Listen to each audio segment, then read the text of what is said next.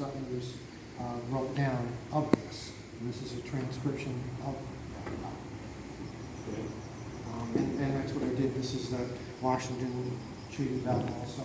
Did the same thing with that.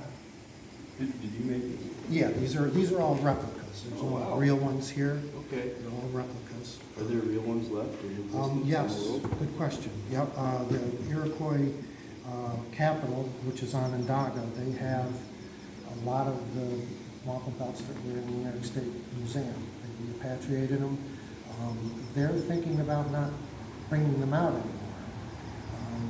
I hope they still share them, but we're talking about not.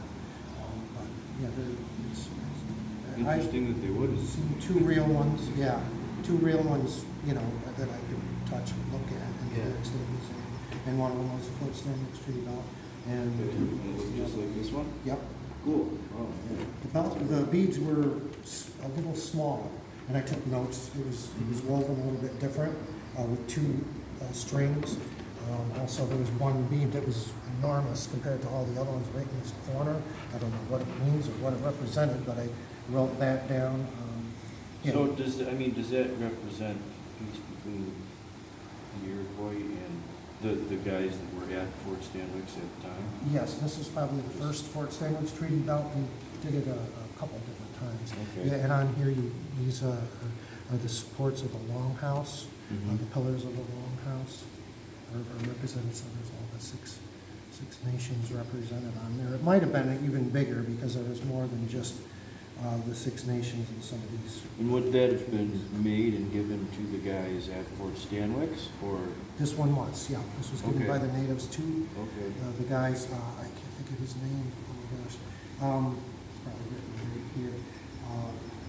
He was presented with the belt, and his daughter, his granddaughter, donated it to the New York State Museum, and that's why it's still there. Which is kind of fascinating. You know, some of these belts have, stories that are very authenticated. Some of them don't. What is Some. the story of this one? This one's the Washington Treaty Belt, and we were just talking about it from 1794 is when it was, talked about and nude. And a lot of times they would spend years talking about negotiations.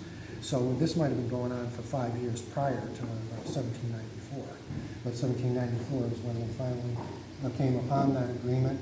And basically, you got the original 13 colonies represented here. Oh, And that's who those guys are? Yep, they're all holding hands. They're joining together in this agreement, and they're holding hands with the Mohawk here and the Seneca here. Okay. So these are the pillars, or the doors, or ends of the longhouse, and this is the gotcha. longhouse itself.